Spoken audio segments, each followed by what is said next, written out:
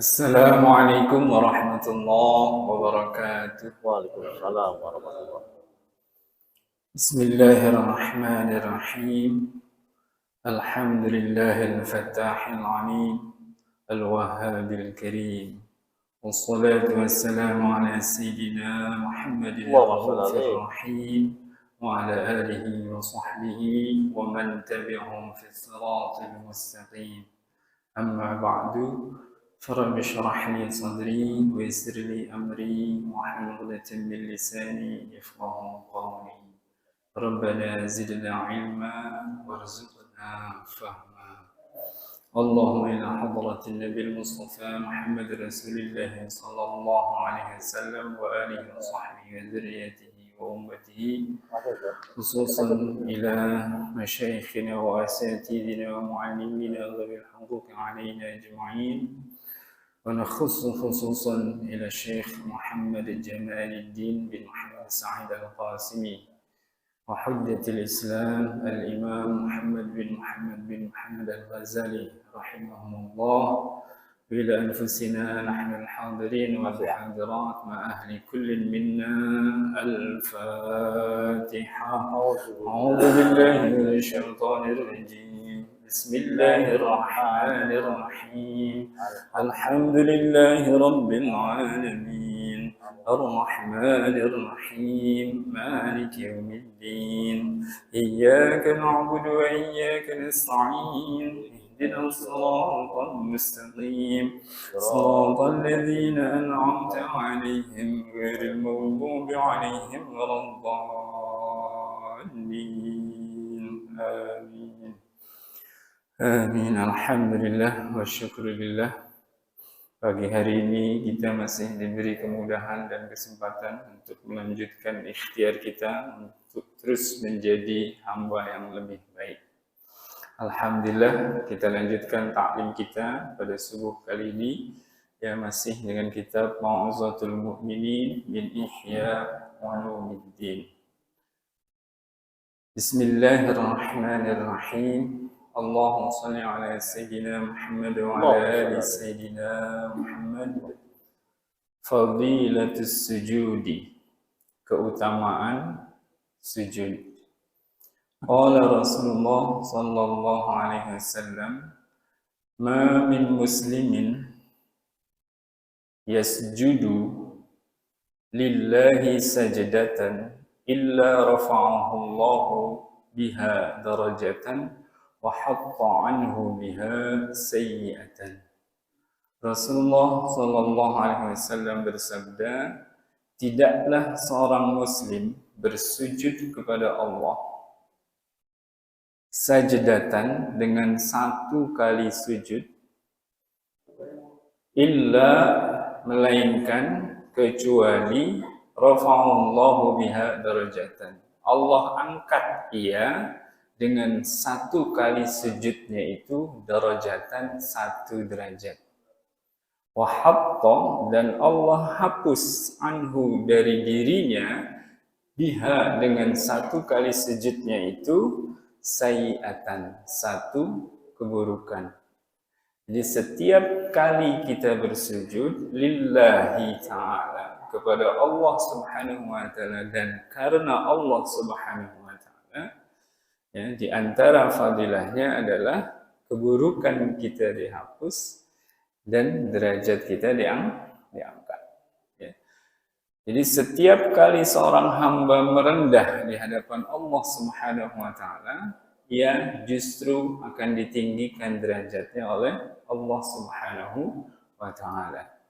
Makin merendah seorang hamba di hadapan Allah, maka makin tinggi derajatnya di sisi Allah Subhanahu wa taala. Mengapa Nabi kita, Nabi besar Muhammad sallallahu alaihi wasallam menjadi hamba Allah yang paling tinggi derajatnya? Karena beliaulah hamba Allah yang paling merendah di hadapan Allah, bahkan di hadapan seluruh hamba dan makhluk Allah Subhanahu wa taala. Ya, salah satu contoh dan bukti kerendahan hati Nabi besar Muhammad sallallahu alaihi wasallam adalah peristiwa Isra dan Mi'raj ketika beliau telah menerima perintah salat dari Allah Subhanahu wa taala 50 waktu. Nah, dalam perjalanan kembali beliau bertemu dengan Nabi Musa alaihissalam dan Nabi Musa menyampaikan saran usul. Padahal ya, sebelum berangkat Mi'raj naik ke langit, Nabi kita Muhammad SAW itu sudah memimpin sholat seluruh Nabi dan Rasul. Ya, di Masjidil Aqsa sebelum bertolak naik, ya, melakukan Mi'raj, langit 1, langit 2 sampai Sidratul Muntaha, itu Nabi kita sudah menjadi imam sholat seluruh Nabi dan Rasul. Artinya Allah sudah angkat derajatnya di atas seluruh Nabi dan Rasul. Allah buktikan, Allah muliakan di hadapan seluruh hamba-hamba mulia Allah Subhanahu wa ta'ala. Tapi ketika mendapat saran dari Nabi dan Rasul yang sebenarnya di bawah beliau derajatnya, apakah beliau dengan serta-merta menolak? Tidak. Bahkan Nabi Musa menyarankan tidak hanya satu kali. Dan Rasulullah SAW pun berhenti karena sudah malu kepada Allah Subhanahu wa ta'ala. Bukan karena tidak menghormati Nabi Musa, tapi saking malunya kepada Allah sudah berbolak-balik diberi keringanan sampai akhirnya 5 waktu. Barulah di situ Rasulullah SAW merasa tidak sanggup melaksanakan saran Nabi Musa alaihissalam. Kenapa? Saking malunya kepada Allah. Nah, ini contoh kerendahan hati seorang hamba Allah yang justru paling mulia. Nah, mungkin kita bisa teladani juga. Ya. Artinya apa? Ketika ada seseorang yang mungkin jabatannya di bawah kita, ya, status sosialnya di bawah kita, ya, ilmu pengetahuannya di bawah kita, kemudian menyampaikan suatu pendapat atau saran, maka jangan serta-merta saran itu ditolak. Ya, perhatikan saja, cermati baik-baik. Kalau memang itu lebih banyak maslahatnya, ya silahkan itu kita terapkan. Apalagi kalau dalam musyawarah. Semua peserta musyawarah berhak untuk menyampaikan pendapat. Ya, mohon maaf, Imam Hanafi. Imam Hanafi, saya juga pernah sampaikan kalau tidak salah di kesempatan di majelis masjid yang mulia ini, ya, pernah mendapat nasihat dari seorang anak kecil. Ya. Saat beliau berjalan, kemudian melihat ada anak kecil memakai terompah sendal dari kayu, Imam Hanafi menasihati, ya, agar, nak, hati-hati, kamu bisa jatuh. Ya, namanya anak-anak pakai sendal kayu, kan risiko jatuhnya lebih besar itu dibanding orang dewasa yang pakai sendal kayu. Itu kalau di barat kita bakya kan lebih gampang terpelesetnya daripada sendal biasa. Dan Imam Hanafi menasihati ya karena sayang kan, jangan sampai anak ini terjatuh. Tapi anak ini ya berbalik memberi nasihat kepada Imam Hanafi, wahai Imam, kalaupun aku terpeleset dari sendal ini, maka yang kuderita paling hanya luka di tubuhku. Tetapi engkau berhati-hatilah, jangan sampai terpeleset gara-gara penghormatan manusia akan kebesaran ilmu. Imam Hanafi tidak kemudian marah atau tersinggung. Justru nasihat itu langsung masuk, meresap ke dalam hatinya. Kenapa Imam Hanafi kok bisa menerima nasihat dari anak kecil? Apa buktinya menerima? Nasihat itu masuk ke dalam hatinya. Berarti kan dia membuka hati. Membuka hati untuk menerima nasihat kebenaran dari siapa saja. Dan ketika Allah kirimkan itu lewat seorang anak kecil, maka dengan mudah hatinya menerima. Tapi ketika hati seseorang merasa di atas orang yang memberikan nasihat, maka akan sulit menerima. Walaupun yang diucapkan benar, karena dilihat orang yang mengucapkan itu tidak lebih baik daripada dirinya, maka ia tolak kebenaran. Nah, inilah sebenarnya di antara makna dan hakikat sujud kita kepada Allah Subhanahu wa Ta'ala. Sekarang kalau kita perhatikan bagaimanakah cara sujud yang disyariatkan kepada kita, kita akan meletakkan diri kita, bahkan termasuk anggota tubuh paling mulia dari diri kita, yaitu kepala kita, di tempat yang paling rendah. Andai. Kalau ini kan alhamdulillah rata. Andai tanah tempat kita bersujud tidak rata, agak sedikit menurun atau legok.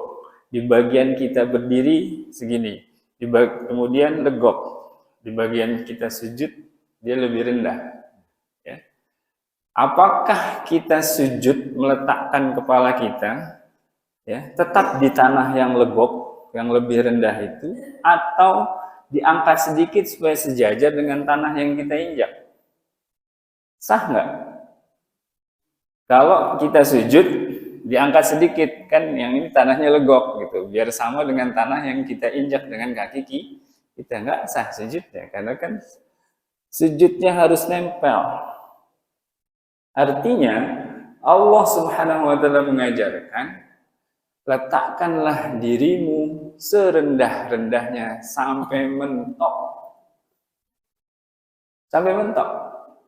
Dan itulah yang sebenarnya Allah dan Rasul-Nya ajarkan kepada kita semua, bagaimana agar setiap hamba Allah merasa dirinya yang paling rendah dibandingkan semua orang lain, bahkan semua hamba dan makhluk Allah Subhanahu wa Ta'ala.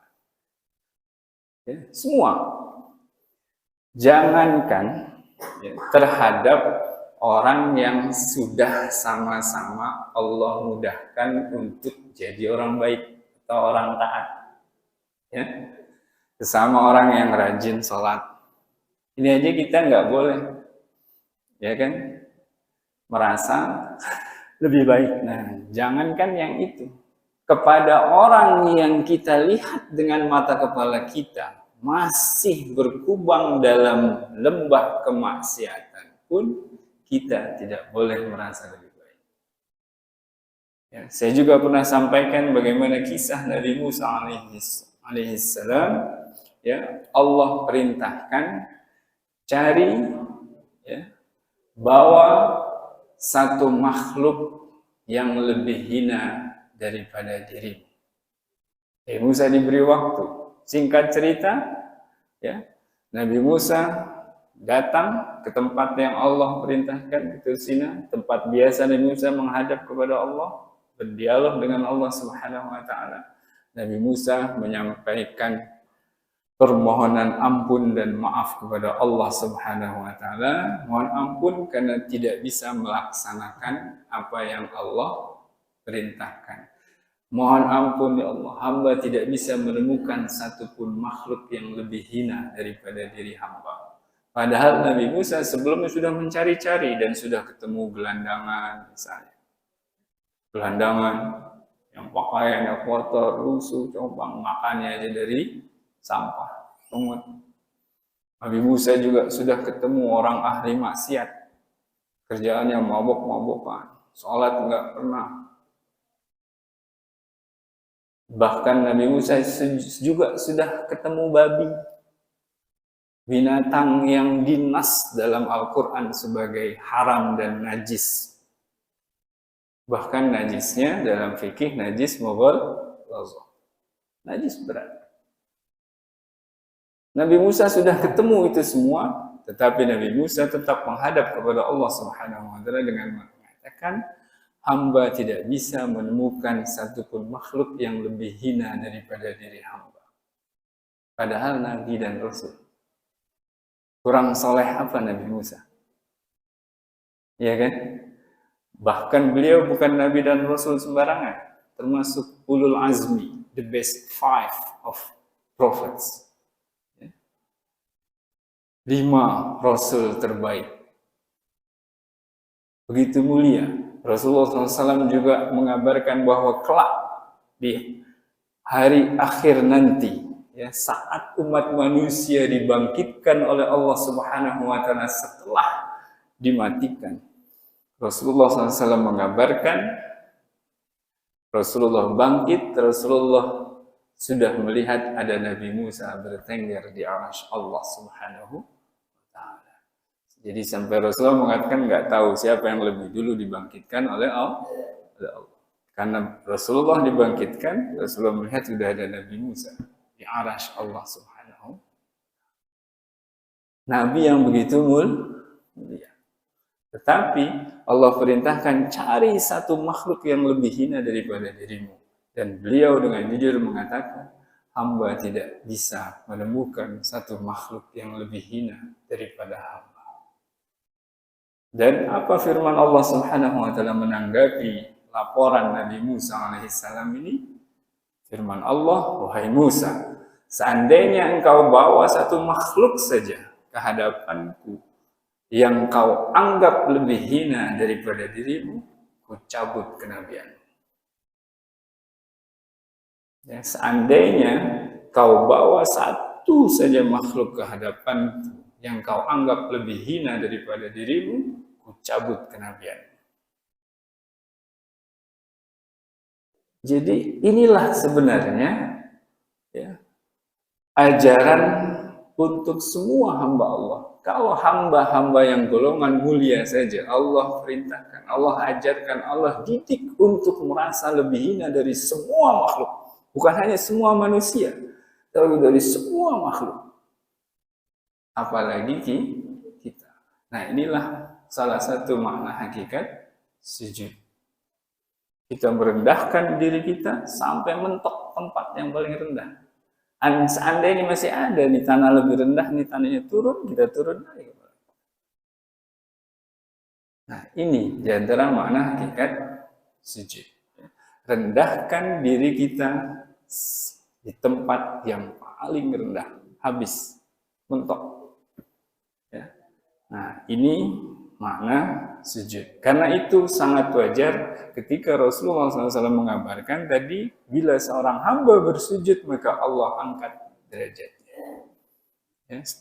1 kali sujud Allah angkat 1 derajat. Nah, sekarang mungkin ada yang komentar nih, wah berarti kalau kita pengen banyak diangkat derajat kita, banyak sujud. Ya udah banyakin aja sujudnya, sujud. Betul, tetapi prakteknya tidak sekedar sujudnya aja begini, sujud. Maksudnya sujud di dalam sholat. Ya, yang paling utama maksudnya sujud di dalam sholat. Jadi ketika kita ingin memperbanyak sujud kepada Allah Subhanahu wa taala, berarti perbanyaklah sholat kita. Bangunan ini tempat kita sholat. Tapi namanya masjid. Tempat sujud. Ini nggak disebut tempat sholat, disebutnya tempat sujud. Ini sujud yang sempurna itu adalah sujud di dalam sholat. Jadi ketika kita hendak memperbanyak sujud kita, perbanyaklah sholat. Ketika memang ada kesempatan lain sujud yang disyariatkan oleh Allah Subhanahu wa taala, itu pun kita amalkan. Sujud syukur kah, sujud tilawah kah, sujud sahwi misalnya. Ya, tapi yang paling utama tentu adalah sujud di dalam sholat. Nah, apa paling utamanya? Salah satu buktinya adalah sabda Rasulullah SAW berikutnya, Wa qala sallallahu alaihi wasallam aqrabu ma yakunu al-'abdu min rabbih wa huwa sajidun fa aktsirud du'a. Keadaan terdekat seorang hamba dengan Tuhannya adalah ketika ia bersujud. Kalau sholat kan berarti lengkap penghormatan Allah, penghormatan kita kepada Allah dengan segala bentuk penghormatan. Mulai dari berdiri kan salah satu bentuk penghormatan juga.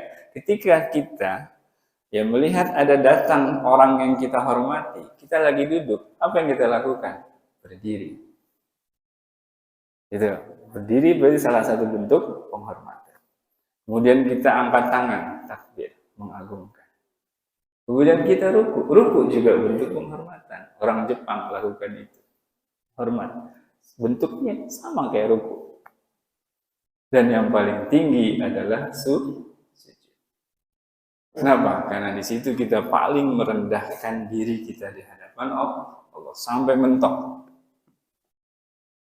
Ya kan? Kenapa kita berhenti di posisi sujud? Gak turun lagi, udah mentok. Sudah. Ya. Jadi tanamkan, upayakan, rasakan, tanamkan dalam hati dan bahasa kita. Allah Maha Mulia, Ta'ala, Subhanahu wa Ta'ala, Maha Suci, Maha Tinggi, tak terjangkau oleh akal kita, tak terjangkau oleh akal pikiran kita. Makanya Rasulullah SAW memperingatkan, la tafakkaru fi dzatillah, janganlah kamu pikirkan zat Allah, nggak akan sanggup, nggak bisa. Ya, tafakkaru fi khalqillah, pikirkanlah penciptaan makhluk-makhluk Allah. Nah, Allah Maha Tinggi. Siapa yang kenal Allah, kenal dirinya. Siapa yang kenal dirinya, kenal Allah. Ketika seorang hamba mengenal Allah lah yang Maha Tinggi, dia sadar ketinggian, kemuliaan, kesembuhan semua hanya ada pada Allah, maka ia akan sadar kembali ke dirinya. Berarti bila Allah Maha Mulia, saya Maha hina. Bila Allah Maha Tinggi, saya Maha rendah. Bila Allah Maha Agung, maka saya Maha nista. Itu. Begitu pula sebaliknya ketika seseorang berusaha mengenal Allah dengan mengenal dirinya dulu, ia sadar betapa dirinya lemah. Betapapun tingginya ilmu manusia, betapapun banyaknya harta manusia, betapapun bagusnya tingkat perekonomian sebuah negara, negara maju, sombong dengan kemajuan ekonominya, sombong dengan kemajuan teknologinya. Allah kasih gempa tsunami bisa ngelawan? Tidak bisa. Artinya apa? Kita lemah. Allah Maha Kuat. Nah, ketika seorang hamba sadar, oh berarti kita maha lemah, kita ini maha hina, berarti Allah Maha Kuasa, Allah Maha Mulia. Sujudlah ia dengan kesadaran. Nah, ketika hatinya sudah sampai pada kesadaran itu, maka di luar sholat pun ia tak berani bersikap sombong. Seperti Nabi Musa, melihat gelandangan, melihat ahli maksiat, melihat babi, tetap merasa diriku yang lebih hina. Di luar sholat. Nah, itulah sebabnya keadaan hamba yang paling dekat dengan Allah Subhanahu wa Ta'ala adalah ketika ia bersujud. Jadi makin merendah seorang hamba, makin dekat ia dengan Allah Subhanahu wa Ta'ala. Nah, di sini adalah salah satu pesan Rasulullah SAW, fa'aktsirud du'a, maka perbanyaklah doa saat kita bersujud. Makanya salah satu sunnah, terutama dalam sujud terakhir, walaupun dalam sholat berjamaah, terutama bagi imam, karena kalau makmum hanya ngikuti imam, tambahkan sedikit waktu sujudnya lebih lama. perbanyak, tambah doa. Silahkan. Beri kesempatan juga kepada makmum untuk memanjatkan doa-doa pribadinya. Tapi ingat, ya biar aman dalam hati saja. Boleh diucapkan, tapi harus bahasa Arab. Kalau mau dilafalkan, doa kita dalam sujud terakhir boleh dilafalkan, tapi harus bahasa Arab. Kalau kemudian kita sedang punya hajat pribadi yang kita nggak tahu lafal doanya seperti apa bahasa Arabnya, udah bahasa Indonesia aja. Yang penting cukup dalam hal. Tapi manfaatkan saat hamba paling dekat. Ya. Nah, kita mau sepuas-puasnya silahkan amalkan saat kita sholat sendiri, sholat sunat. Sholat sunat, ya entah di masjid, entah di rumah, ya perbanyak doa saat kita sujud. Kalau Rasulullah SAW mengabarkan salah satu fadilah adab doa mengangkat tangan adalah Allah tidak akan membiarkan tangan hamba yang sudah diangkat ke hadapan Allah turun dalam keadaan kosong. Apalagi mintanya sujud. Kan berarti lebih merendah lagi. Gini aja kan kita udah merendah, kayak pengemis kan. Gitu. Gini aja udah kita merendah, Allah udah kasih. Apalagi kita mintanya sujud. Ya, tetapi ya salah satu pesan guru saya, ketika kita meminta berdoa kepada Allah Subhanahu wa taala, jangan lupa prioritaskan yang memang paling prioritas. Apa? Minta dulu nomor satu keselamatan agama kita dari dunia sampai akhir, keselamatan iman Islam kita. Itu dulu nomor satu. Kebutuhan pokok kita dari kehidupan dunia kita sampai kehidupan akhirat kita. Minta ampunan Allah, minta rahmat Allah, minta surga Allah. Setelah itu silahkan minta keperluan-keperluan dunia kita. Tapi ingat, minta yang penting dulu. Yang penting dulu. Ya. Keselamatan hakiki. Ya. Allah Subhanahu wa taala menjamin ya, keselamatan bagi hamba-hambanya yang telah mendapat kecintaan Allah Subhanahu wa taala. Menjamin. Tetapi yang Allah jamin adalah keselamatan hakiki. Bukan keselamatan lahiriah atau duniawi. Ya. Karena memang itu yang sebenarnya yang berarti itu hanya itu. Kita lihat sejarah orang-orang yang paling mulia ya, di hadapan Allah, yaitu para nabi dan rasul yang alaihimussalam. Contoh Nabi Zakaria alaihissalam. Bagaimanakah beliau wafat? Beliau wafat dengan digergaji oleh musuh-musuh agama. Bayangkan, digergaji, bukan ditebas langsung putus, bukan. Tubuhnya digergaji. Apakah Nabi Zakaria protes? Ya Allah, siang malam, pagi sore, aku sudah perjuangkan agamamu. Kukorbankan segala yang kumiliki untuk membela agamamu. Tapi beginikah perlakuanmu kepadaku? Apakah Nabi Zakaria protes? Tidak. Justru Nabi Zakaria merasakan kedekatan yang lebih intens, merasakan kerendahan diri yang lebih dahsyat saat itu.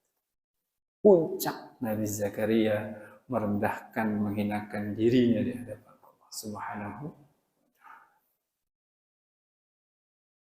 Digergaji. Putra beliau Nabi Yahya alaihissalam. Bagaimana Nabi Yahya wafat?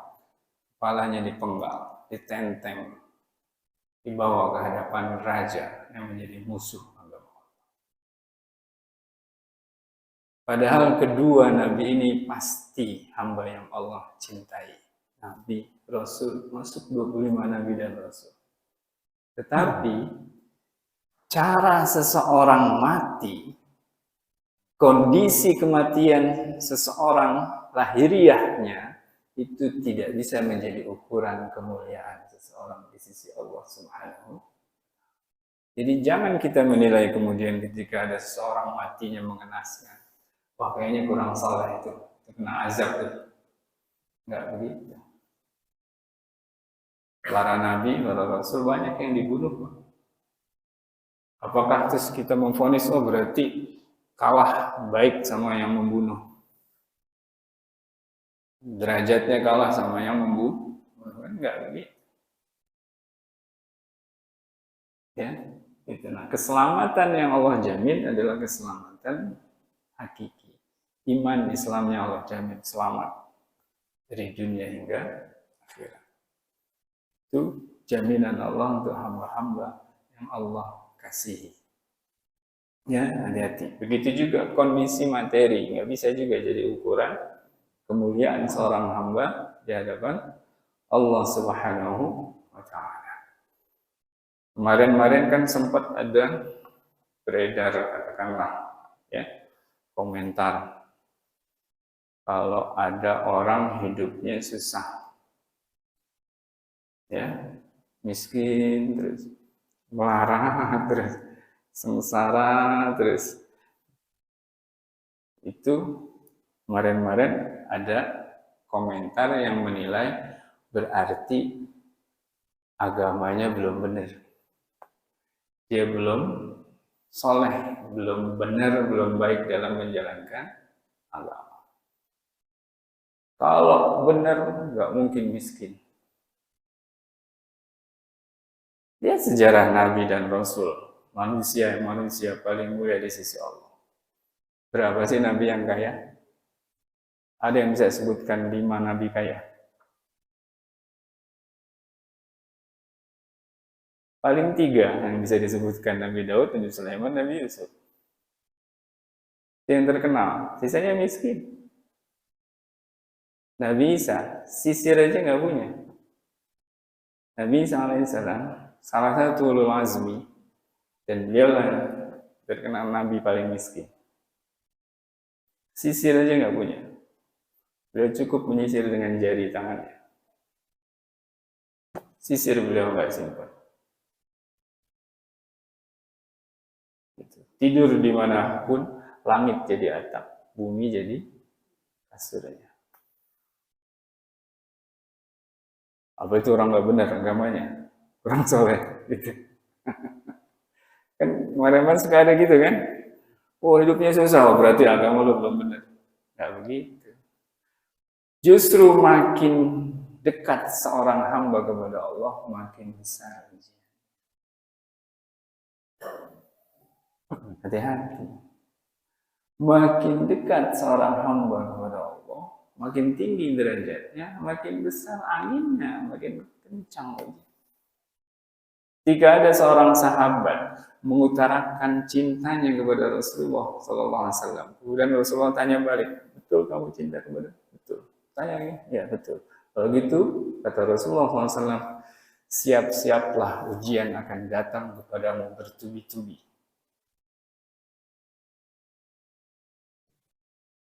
Kenapa? Kami tak akan biarkan manusia mengaku kami beriman, tapi pasti akan kami uji. Sampai di mana pengakuan iman dan cintanya kepada Allah dan Rasulullah Sallallahu Alaihi Wasallam. Ya, kan sebelum manusia lahir, rezeki itu semuanya sudah ditulis. Rezeki materi sudah ditulis.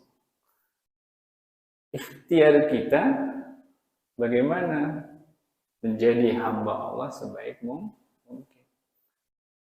Ketika kita diberi kemudahan, bersyukurkah kita dengan baik? Ketika kita diberi ujian, sabarkah kita dengan baik? Itu saja. Makanya Rasulullah SAW memberi panduan praktis, al-iman nisfan. Iman itu terdiri dari 2 bagian. Satu bagian syukur, satu bagian sabar. Karena takdir apapun, kejadian apapun yang kita alami kan hanya terbagi dua. Yang kita suka, yang manis, yang kita senang, sama yang kita nggak suka. Yang pahit, yang pedas, segala macam. Dan sabar itu, kata Rasulullah SAW, adalah kemampuan hati menerima takdir saat kejadian pertama kali terjadi. Indas sadmatil ula. Nah, itu baru sabar. Jadi ketika seseorang dipukul misalnya oleh orang jahat, nah ketika itu terjadi, hatinya bisa langsung sabar nggak terima? Kalau belum, reaksi spontannya masih ngamuk, marah, berarti belum sabar. Setelah lewat beberapa jam baru adem, berarti belum nyampe sabarnya. Sabar itu harus dari saat pertama kali terjadi. Itu baru sabar. Ya, jangan misalnya kita dihina oleh orang, gitu kan. Saat dihina kita marah. Terus kemudian berpisah kan? Ya, berpisah. Lalu setelah setengah hari, beberapa jam, baru kembali ini kesadaran kita. Timbullah penyesalan. Cuman berarti kita belum jadi orang sabar. Kenapa? Karena tadi sempat marah di awal. Gitu. Jadi orang sabar itu di awal aja udah sabar. Gitu. Apalagi kalau udah lewat beberapa hari masih marah. Wah, keterlaluan, berarti masih jauh banget dari sabarnya. Gitu. Ya kan? Ini udah lewat berapa hari, kejadiannya udah lama, tapi marahnya belum hilang nih. Hilang, berarti jauh dari sabar. Apalagi ada yang udah bertahun-tahun masih waduh, sabarnya di mana nih? Gitu, ya. Dan sabar ini nggak bisa dipelajari hanya teori, nggak bisa. Teori mudah, ya kan? Kayak tadi teorinya gitu. Harus dengan mengalami, buktikan dengan pengalaman. Itulah hikmah ujian dari Allah Subhanahu wa taala, justru untuk membentuk ya keimanan kita sesempurna mungkin. Nah, sabar itu akan mudah ketika kita sudah menghayati hakikat sujud kepada Allah Subhanahu wa taala. Mudah. Kita dihina, kita dicaci, kita dimaki, bahkan secara zalim. Kan ada orang yang dipukul emang pantas dipukul gitu. Ya, ada gitu. Ini dia nggak salah apa-apa, nggak ngomong apa, terus dipukul. Tapi bisa nerima, nah, sabarnya bagus. Gitu. Nah, ketika kita dihina, dicaci, dimaki, diperlukan zalim, terus hati kita sudah betul-betul merasa kita ini hamba Allah yang paling rendah, maka dengan mudah kita akan merasa saya memang pantas diperlakukan seperti itu. Bahkan lebih hina dari itu pun masih pantas. Gitu. Ini hikmah sujud. Akan mudah kita bersabar. Nah, ketika sabar sudah, nanti bersyukur juga akan lebih mudah. Sayyidina Ali karramallahu wajhah radhiyallahu anhu ketika menerima musibah pun beliau tidak lagi bersabar tapi bersyukur. Jadi kalau kita menerima musibah masih mengucapkan inna lillahi wa inna ilaihi raji'un. Biar mudah sabar, ingetin kita ini milik Allah. Harusnya kita nerima, terserah Allah perlakukan kita. Tapi kalau Sayyidina Ali karramallahu wajhah, musibah pun yang beliau terima, beliau ucapkan alhamdulillah, alhamdulillah, alhamdulillah. Betul-betul dengan hati yang ceria. Kenapa? Karena perlakuan hina, sehina apapun yang kita terima, kalau kita betul-betul merasa sudah paling hina, paling rendah, itu masih di atas kehinaan diri kita. Jadi penghinaan seburuk apapun dari orang lain, ketika seorang hamba merasa sudah paling hina, penghinaan buruk itu tuh dirasakan masih lebih bagus gitu, masih lebih tinggi daripada kehinaan dirinya yang sebenarnya. Makanya nggak marah. Gitu. Ketika misalnya disebut dengan nama-nama binatang, ya, dia nggak marah. Kenapa? Saya lebih hina dari binatang-binatang itu. Iya kan? Kenapa kita tersinggung? Dibilang mohon maaf, ya, anjing misalnya. Kenapa? Karena kita merasa lebih baik dari anjing. Kenapa kita nggak terima dibilang bodoh? Karena kita nggak merasa bodoh. Berarti merasa punya ilmu. Nah, kalau hamba sadar bahwa yang maha tahu hanya Allah, dirinya maha bodoh, maka disebut bodoh, tidak ada masalah. Gitu. Nah, jadi salah satu kunci keberhasilan kita, ya, menjalani hidup kita sebagai hamba Allah Subhanahu Wa Taala adalah menghayati hakikat sujud kita kepada Allah Subhanahu. Ya, bagaimana kita menempatkan diri kita di posisi yang paling rendah dibandingkan seluruh makhluk Allah Subhanahu wa Ta'ala. Ya, misal bahkan kita dilempari kotoran binatang, ya. Dan Rasulullah sudah pernah mengalami itu, padahal beliau manusia paling mulia. Dan beliau sangat mudah bersabar.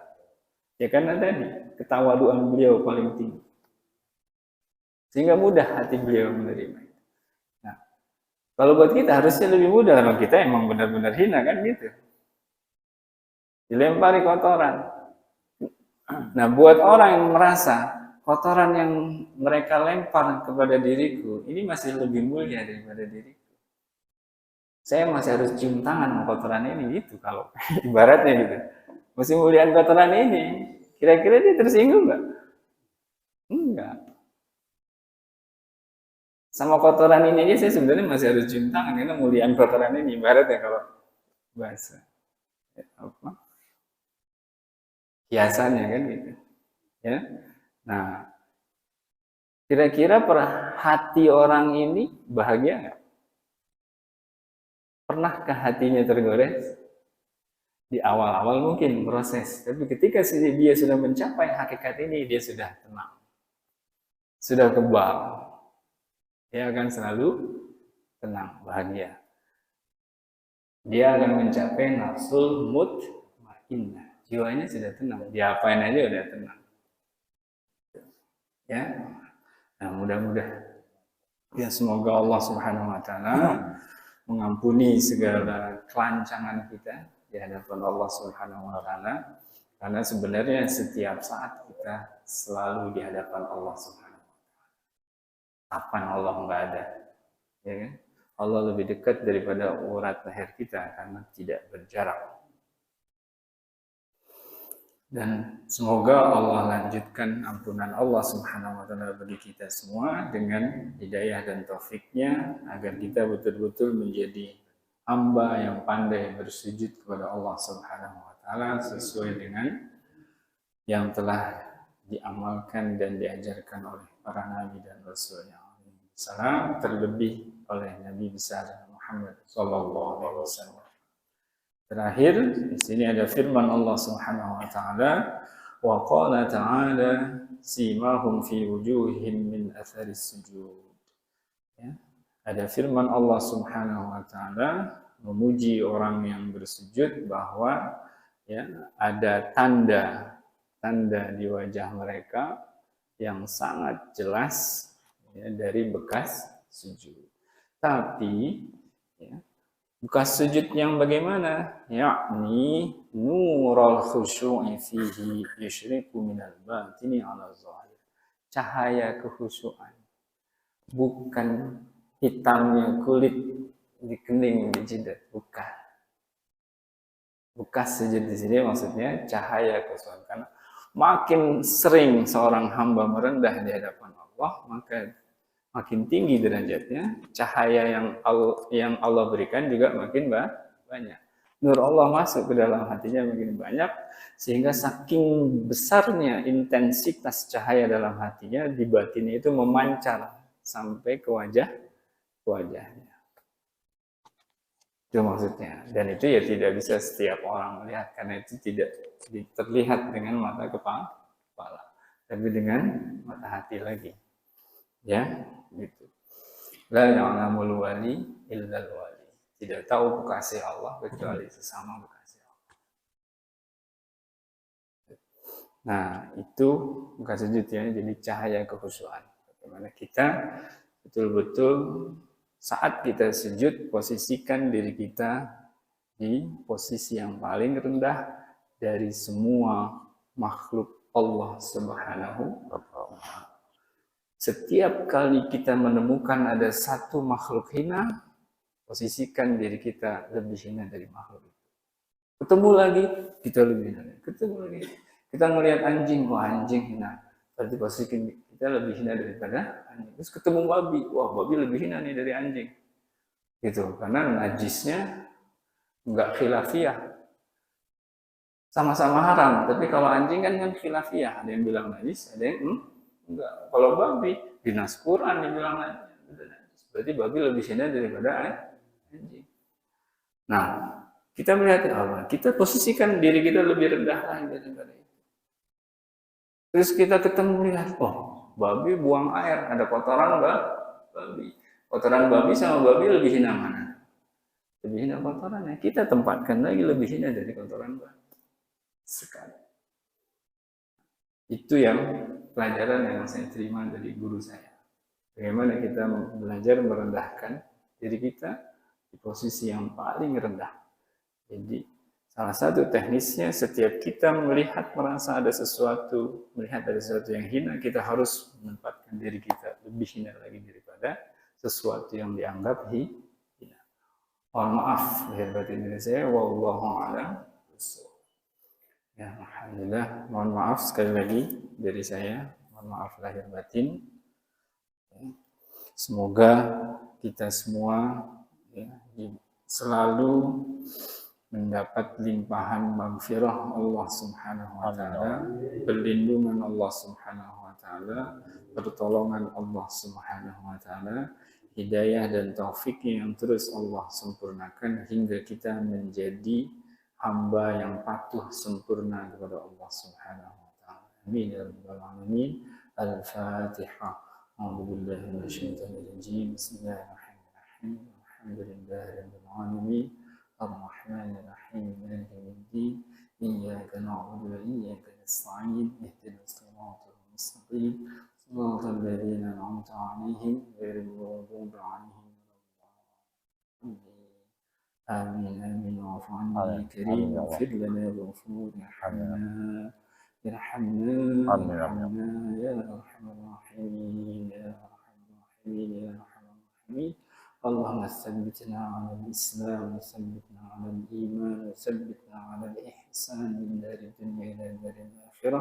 ربنا آتنا في الدنيا حسنة وفي الآخرة حسنة وقنا عذاب النار وادخلنا الجنة بغير حساب وادخلنا الجنة بغير حساب يا الرحمن وادخلنا الجنة بغير حساب يا رحيم برحمتك يا أرحم الراحمين. وصلى الله على سيدنا محمد وعلى آله وصحبه وبارك وسلم. سبحان ربك رب العزة عما يصفون وسلام على المرسلين والحمد لله.